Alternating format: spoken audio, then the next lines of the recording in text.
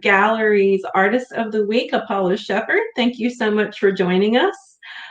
We are going to have a fun time answering questions and just having discussion. So go ahead, Apollo, tell us about yourself. Hi, I'm Apollo Shepard. I am originally from Huntsville, but I'm going to USA for school, to school. Um, yeah, I've been drawing as long as I remember, and I just love it. I saw this opportunity and I was like, yeah, why not?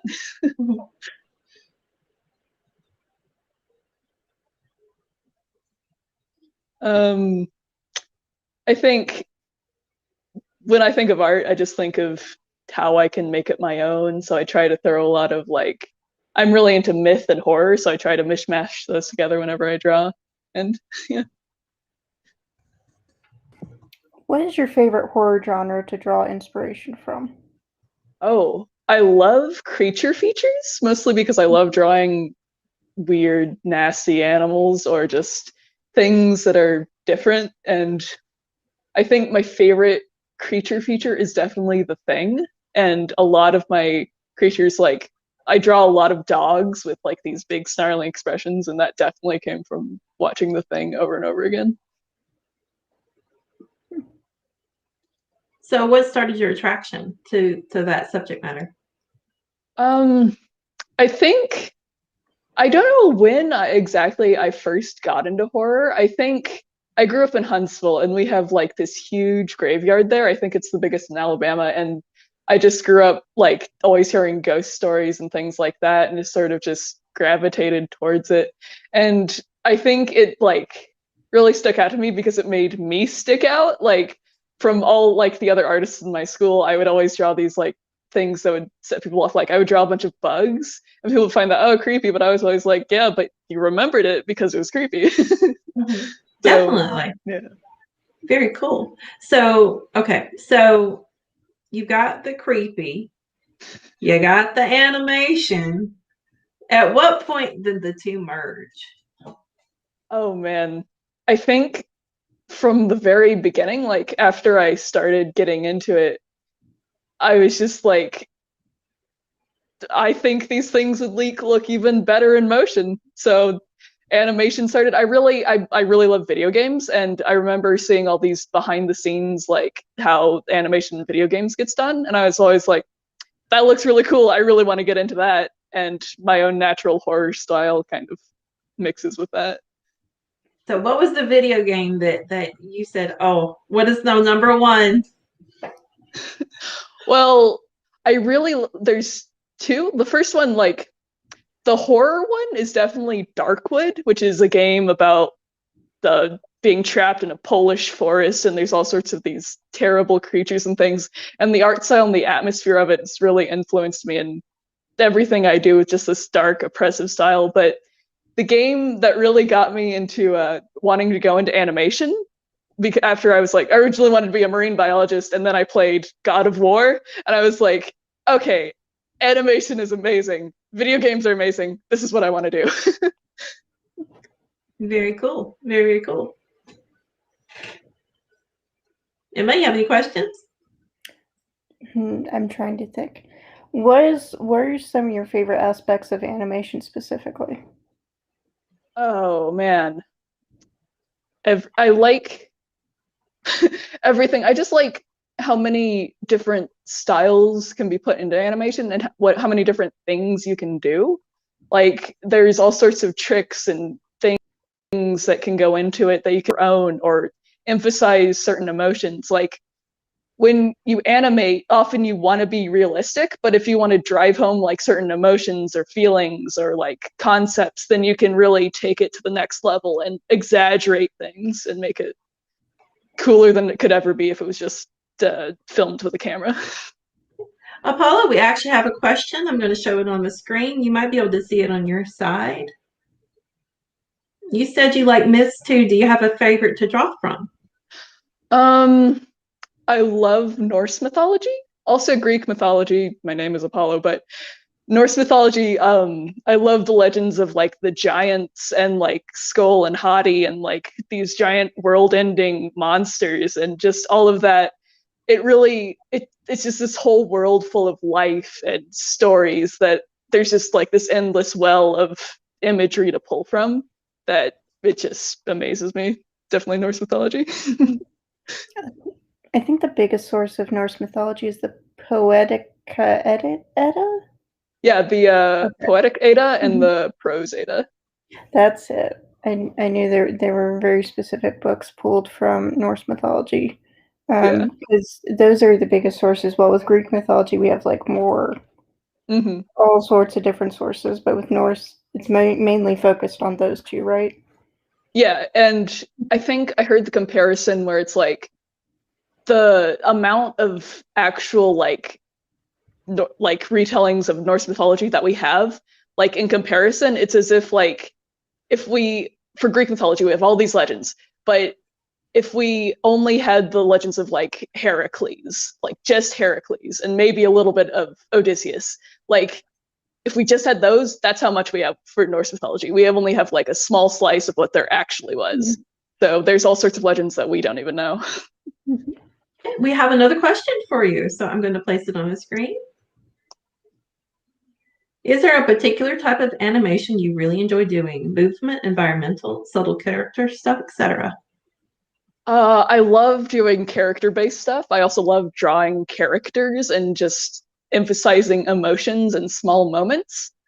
Um, I really do enjoy like fight scenes and things like that, but I haven't had much practice yet doing that, but I would really like to get into it because action is very cool, and I think there's a lot of cool things to be done, but definitely like smaller character stuff is where I'm at. I love like emotions and connections between people. Do you have a favorite animation studio or show to draw inspiration from? Or Hmm. animator? Or all of them? The first thing that really comes to mind is Cartoon Saloon. They did like recently Wolfwalkers and also Secret of Kells and Song of the Sea. Bunch of Mhm. very gorgeous animations. And actually in what was it? Wolfwalkers, I noticed while watching it they have these gorgeous like woodcut backgrounds. And wood cutting and relief printing is something I'm also into, so that really drew me in.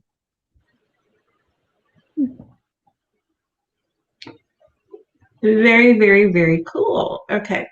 So, can you tell me what inspires you? You talked Oh, about the Norse things that inspire you. Is there anything in additional? Because I did see other formats and types in your artwork that you're presenting this week. um, definitely all sorts of storytelling, and there's a part of it where it's like I want to start like telling stories, or some of my art I want it to have like this feeling as if it were from a larger story, like the King of the Long Road drawing. That's not actually based on any myth I had heard. It was just like while I was driving I started thinking of these ideas of like what would be a character in a folk tale that is told and retold, and I started to design it and be like basically just making stuff up and trying to get people who see it to try and make up their own stories in their own heads about what it is. We have another question. I'll be showing it. Okay. Similar to the animation question, what is your favorite part of the 3D process? The actual modeling, rigging, or animation? Or Ooh, I think my absolute favorite part of the 3D process that isn't actually part of the 3D part is the concept, like creating characters that I then make into 3D. And that can also be applied to 2D. So I'd say of the actual 3D part, animation is my favorite just because it takes the least amount of work. Like it's still a lot of work, but it's the least amount of work in comparison to the other two. Like I can work for hours and hours on rigging, and then animation is just like maybe half that. And it's a big relief when you get done with rigging and modeling to just be able to go like, oh, I can make it move now. Cool. So would you say concept art is your strong suit when it comes to the animation process? Definitely concept art is my absolute favorite, and character design as well, like coming up with character concepts, turnaround sheets. I love doing all that. Now, what are turnaround sheets so that we understand to the layman's people who don't know what that is? Yeah, so a turnaround sheet is like for every show or even video games or anything like that, they'll have a reference sheet that the animators can turn to, and it'll have like views of the character from every single angle. So they know like if the character in the scene is turned away, how should they draw like their hair or like the back of their clothes or stuff like that. Okay, very, very interesting. Now, how do you keep up to date with animation trends? Well, social media is actually like recently I've noticed like there's all sorts of people sharing their work and stuff, and it's like a great way to like see what people are doing, where people are going. And I think it can also be kind of dangerous because sometimes you see it and you see like these amazing artists and you're like, oh man, I wish I could do that. And you kind of get caught up a little bit in that. But I think if you know how to like pace yourself, then social media can like really help you see like these amazing artists and be inspired rather than like intimidated by them. So, what social media artist have you been looking at lately and inspired by? There's no one I can really think of off the top of my head. I follow a lot of artists in like actual like studios as well as like independent artists who just do their own thing. I know a great animator on YouTube is Worthy Kids, I think is their name. They make these amazing short animations in like all sorts of programs that just they're really inspiring, like what they can pull off with all sorts of methods. But, like the And mixed it's called media what? really pulled me in. Worthy It's Kids? Worthy. Spell Worthy that. Kids, I think is WORTHI Kids, I believe.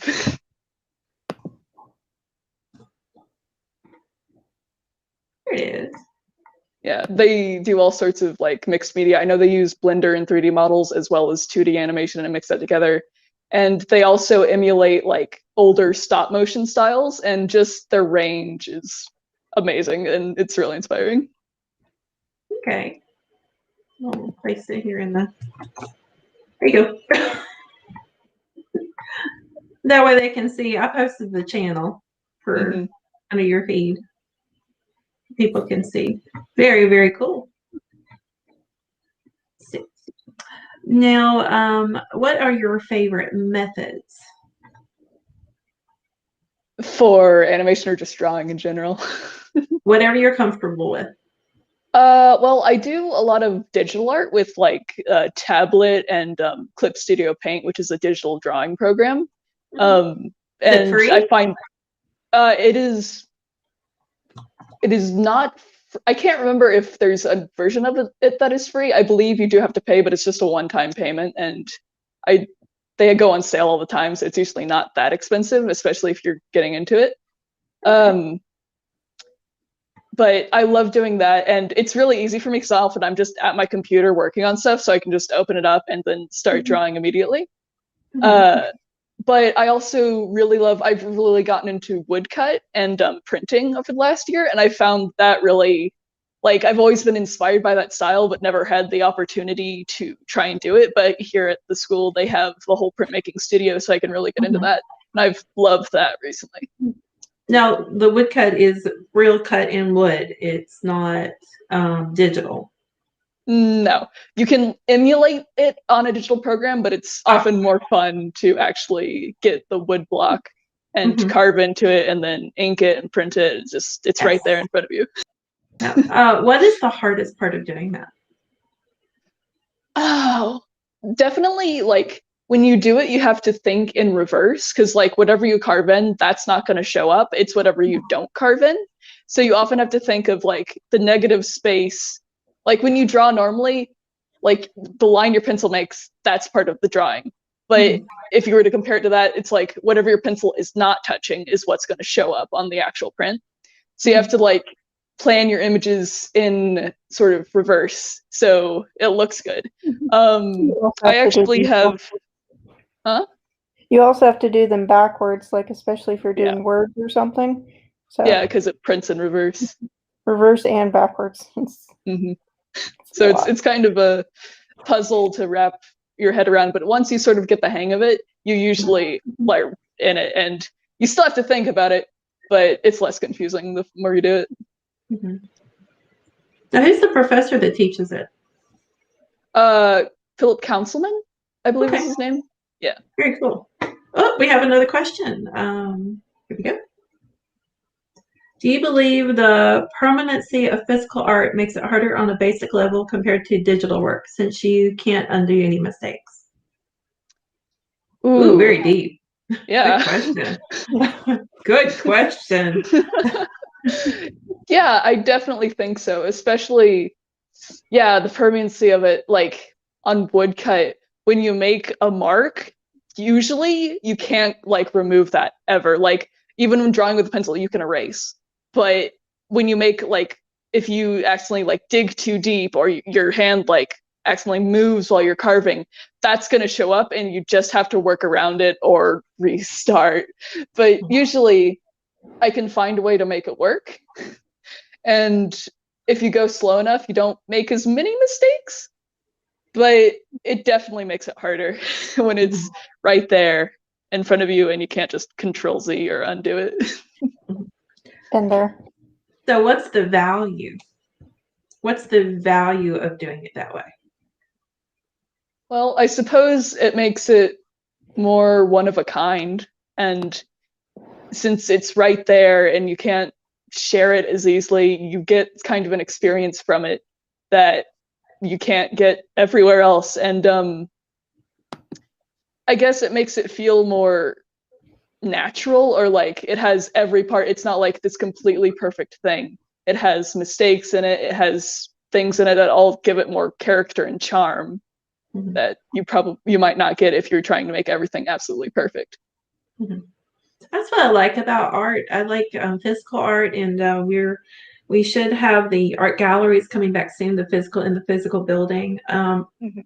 I like digital, but there's no room for imperfection, Mhm. and a little imperfection is good because it Yeah. makes it unique and it makes it special, and that's what Mhm. I like about that. It's that if you make a smudge, I mean, there's been plenty of cases where a smudge would be thought, oh, what's a screw up, but it turns out to be the best part of a piece.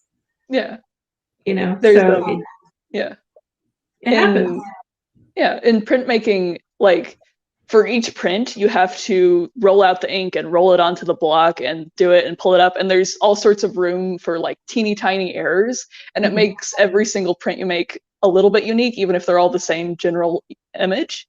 And Mhm. I think that's a really interesting thing. Like every single print will be slightly unique. So if someone were to buy it, it would be different from the other one. And that kind Mhm. of gives it all a little bit more personality, which is very cool. Mhm. Definitely. You know, we have an original Rembrandt ink block in the Oh, library. Yeah. that's very cool. Yes. Wow. It's the most expensive piece, and it's under high security, but in very high security, but is in the building, and it people can come see it. All you have to do is come into the library and ask, and people show you where it's at. It's not obvious.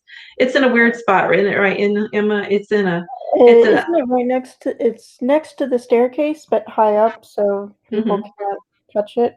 Yeah, Yeah, yeah, that's very and cool. I it's But never once knew you about that. point it out, you definitely be able to tell it's a Rembrandt. oh yeah, Yeah. it's fascinating, and but again, it's under high security. So if anybody gets any It ideas, makes sense.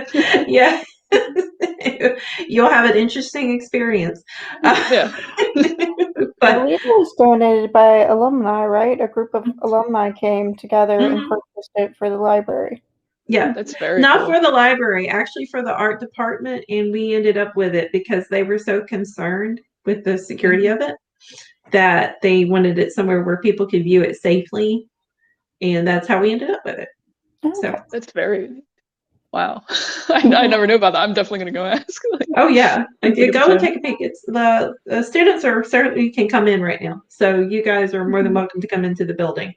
Yeah. So Whenever we open back up, everybody can come in and get a chance to see it. It's not very often you get though to get that close to something like a really prized piece. Yeah. Let's see. Emma, you think of any questions? Let's see. We've talked about your inspirations, your favorite mediums, and why you like art. But there are always, as an artist, I can tell you there are always days where I don't feel like doing art, or I have art block or whatever. How do you get past those rainy days? Oh man. I can definitely think of some recent times where I've like been working at a piece for a really long time and I've just felt like it's not everything I think it could be. And usually I take a step back from art or from that specific piece for a couple days and I try to work on something else or just work on nothing at all. And when I come back, it usually looks better than I thought it did. And just taking that break really helps me like clear my head and work on new things. Or what I do is I just take the piece and then I kind of make it crazier, or I try to take it in a different direction.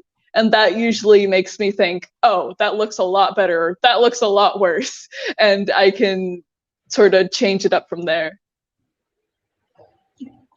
Have you contributed to any video games or anything that you know of at the moment? Anyway, has anybody asked you to make pieces for any games?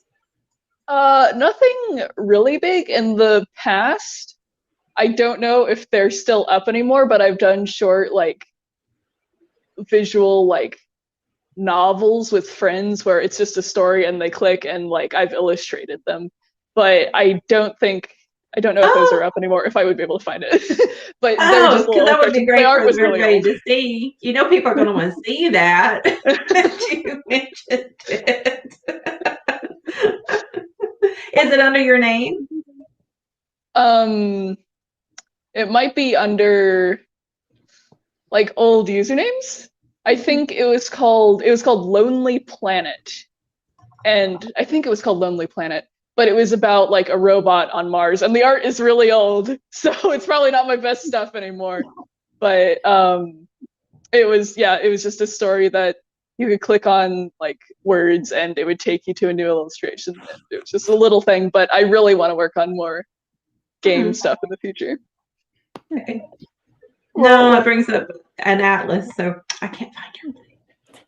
Well, let's talk about your recent work. Of the works you submitted to the library, which one is your favorite and why? Ooh, that's tough because like when I was looking at ones to submit, I was like, okay, these are all the ones I really, really like. I think of all of them, I think it's Bad Dog, Worse Headache, which is the one where the wolf is like holding the moon up to its face. I really like that one too. That's why I used it for the promo. Yeah, it's a really good piece. And the funny thing about it is like when I was drawing it, it was just like because usually when I work on something, I have this idea set in my mind and I try to make it like as close to that as possible. But for that one, I was just like, I'm gonna draw whatever I want, whatever comes to mind. I don't even care what it looks like in the end. And I was just going at it, and it only took me like a couple hours, which is not very long for me. Like usually my pieces take a couple days. And it was just like, wow, just letting my mind go blank and draw whatever I want came out with this like really good looking piece. And it's like, I think from like I've definitely like taken some inspiration from that where it's like maybe my pieces don't have to be what I imagine all the time. They can just like be whatever and they turn out really good, like that one. Yeah, there it is. Oh.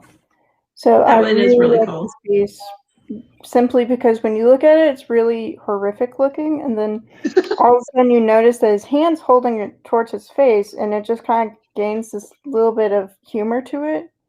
But all the detail and everything is really, really great. Yeah. Very, very cool. Which one was the most difficult to make? Ooh. Trying to think of all of them. Probably I think it's the Dawn Greeter is the one, and that one probably took the most time, and I was taking the most like like I was like looking up references for things, and I was like trying out all sorts of different things, and I wasn't sure if it was going to turn out right. But I think in the end it did come out to be, you know, something. The pattern on the cloak was very time consuming, but I think for all the effort I put into it, it came out looking the best part of the entire work. It reminded me of Star Wars. You know, yeah, a little bit. I'll be honest. With the color scheme. The colors, the face. I was like, wait. But yeah, I can see that. Not what I was taking inspiration from, but yeah, I see it. It's very cool though. Thank you. And then this one, let me pull this one up. Will it just let me do that? Wrong one. Yeah. There we go. So this one, Scott, I'm probably pronouncing it wrong. Skull and Haiti? Skull and Hati. Yeah. That's it. Now that one I liked. That one is just fabulous. So this one based off Norse mythology? Because the names sound like it. Yes, it is. Skull and Hati are the two wolves in Norse mythology that chase the moon and sun. And the legend goes, as soon as they catch the moon and sun, Ragnarok will begin. And I love, like, I never thought of wolves as my favorite animal, but as I got more into mythology and drawing horror, I found out wolves and dogs are really fun to draw. So they just started popping up more and more in my work. And Norse mythology does have a lot of wolves, which is very lucky for me. I think one of my favorite things about this piece is when I was done, or while I was working on it, I like sent it to a friend and they said, wow, throughout all of history, mankind has known that dogs just love to chase after balls. I was like, wow, you know, that's true. I didn't think about that. Very much so. One more, because we do have to talk about this piece. I just have to know, what inspired you to draw this one? I love this one too. Oh man, I forget what inspired me to draw that one. I think I was just looking at, like, I think I just saw a picture of a Sphinx cat, and I love Sphinx cats because they're just so, like, gross looking. I was just like, wow, this thing's a pretty freaky. I really want to make that and, like, emphasize that. So I just thought of, like, there's all these, like, fancy portraits of, like, just, like, noble people, like, sitting there. And I was like, well, what if we took this cat that is very expensive and put it in expensive clothes and just made it look terrible to look at? I know, I just think there's some sort of I really like it, but it's very striking to me because, like, the wrinkles in the head make it look like its brains popping out. Yeah. If you look at the actual Sphinx cat, looks like that too. Yeah, and I really liked, while I was working on it, like, I originally didn't focus much on the ruffles, but then I thought, well, the ruffles, I can actually use that to kind of emphasize the wrinkles. Like, I can, like, echo how the wrinkles look in the ruffles. So I sort of worked on those more, and I think doing that really brought it out. All right, and then the King of the Long Road was another one I went. Yeah, well, we're just going to talk about all of them. We can do that.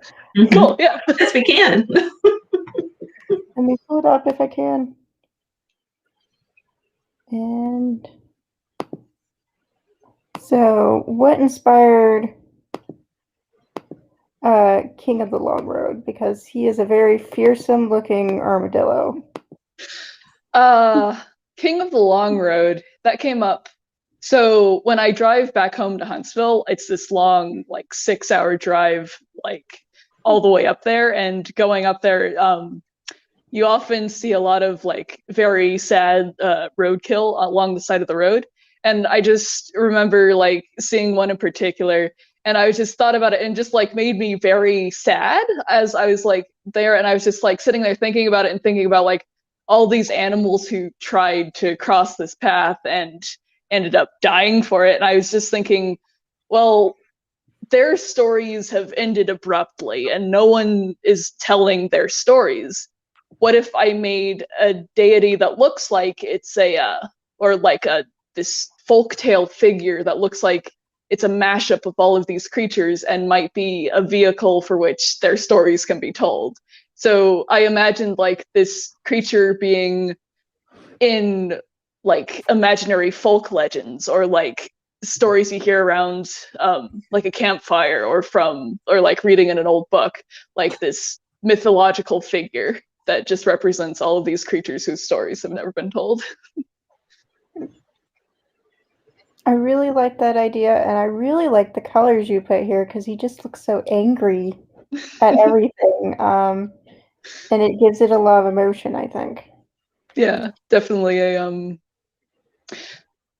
I suppose that anger in his face might be from me thinking, well, if the road was never there, those creatures might never have died, and then their stories might have carried on. And maybe that anger in his face is kind of being like, these stupid humans and their big loud roads or something like that. And then let's see. This one, I'm not going to try to pronounce that name, but I really like the detail on this one. And this one was print made, right? Yeah, that's one of my woodblock ones, yes. So what process did you use to get all those really fine lines in there? So when you're working with woodblock, there's all sorts of sizes of tools you can use to carve into it. And what I would do is I would just take one of the thinner, like V-shaped ones and just carve every. Oh my god! Whoops! Oh my god! Are you okay? Yeah, I just dropped my phone. That's okay. Okay. She's got it. That's embarrassing. Got it. You got it. We're cool? Okay. Yep. Whoops. That's okay. Welcome back. I would just carve into each individual line. And yeah, it's just a process I figured out. Like I could do hair and make it look really flowy and amazing if I just took the time and carved each individual line. And it's just a matter of knowing how things kind of flow and like how hair falls. And yeah, it's just something I've figured out, and it takes a bit of time, but I think it's really worth it. So I've noticed the eyes are a different color, and I know for printmaking that requires a different print, or can you put that all on the same print block and print it together? You can put it all on the same print block, but for this, I did use like 2 different layers. So what I did is I carved out a majority of the face first, and then I didn't carve in a lot of the eye part, the iris, which I believe is the eye part. And what I did is I took a little paintbrush and I dabbed the ink on there and I made it red. And then I printed all of the sheets like that. And then later I carved out like the lines in the eye. So when I put it over the green and printed it over the same sheets of paper, the red behind it would poke out.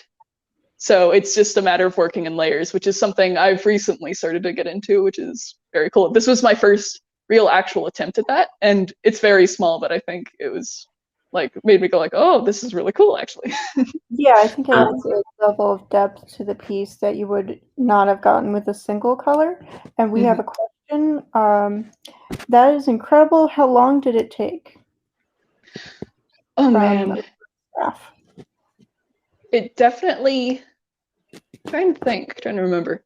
It took quite a few days. I remember just getting like, because before I do these, I like sketch out on a sheet of paper what I want the layout to be. And that alone took like a whole day of like figuring out what exactly I wanted to do. And then the actual carving took at least 2 days. All right, and then I think there's one more we haven't talked about, Frostbite. Oh, yes. So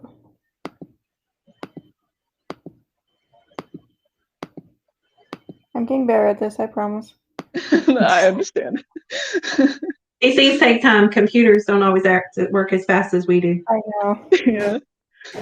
So this one, I definitely feel is Norse inspired because I know they have a lot of tales about the frost and winter because, that was 75% of their. Oh, man. Yeah. So this is actually of an original character of mine.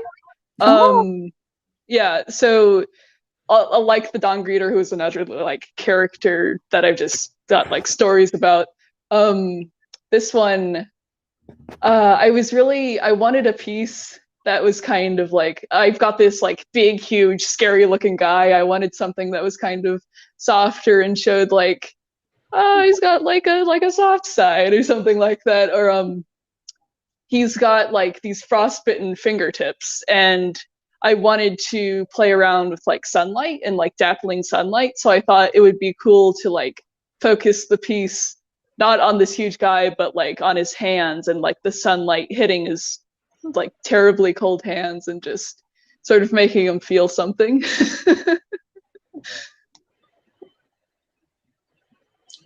Very, very cool. All right, and I think that's all your pieces that you submitted. Love them all. Fantastic work. I did have a hard time choosing which one for the promo, but I do think my favorite's still the werewolf with the moon ice back. Yeah. Is there anything else you wanted to say about your work and why you chose these pieces? Do they have like a theme of some sort or just things you liked? I suppose they're all just ones where I thought they're probably some of my best works I've done recently and so far. I think looking at them all, they all definitely have a theme of like mythology and stories, even if they aren't like actual myths. Like Skull and Hati is an actual myth, but the Dawn Greeter or Frostbite aren't, even if they might be inspired by them. Okay. Fascinating. Okay, well, I have one more final question to ask you. What advice do you have for your fellow college students at the University of South Alabama? Oh man. Get lots of sleep. Keep trying new things. And although it's very hard right now, meeting new people and learning new experiencing new things is extremely valuable and will take you very far and really helps inspire you in your day to day. And honestly, if you aren't into art, and you think like, oh, I'm really bad at art, you should at least try it. Like there's nothing that says art has to be good. You can just start working on things, and even if you don't like it, it's just fun. And I think everyone should be able to do something that's even like a little bit goofy if it helps. I can't remember who said it, but someone once said, bad art is better than no art. Yeah. It's true. Just start doing things or pick up new hobbies. Just expand your horizons. Very cool. Well, thank you so much for meeting with us today. Yeah. And what year are you? I am currently a junior. Junior. Okay, so we'll definitely have to have her back, Emma. Yeah, this is great. Thank you so much, and see you around campus, and see you soon. Yeah. Thank you so much. Great.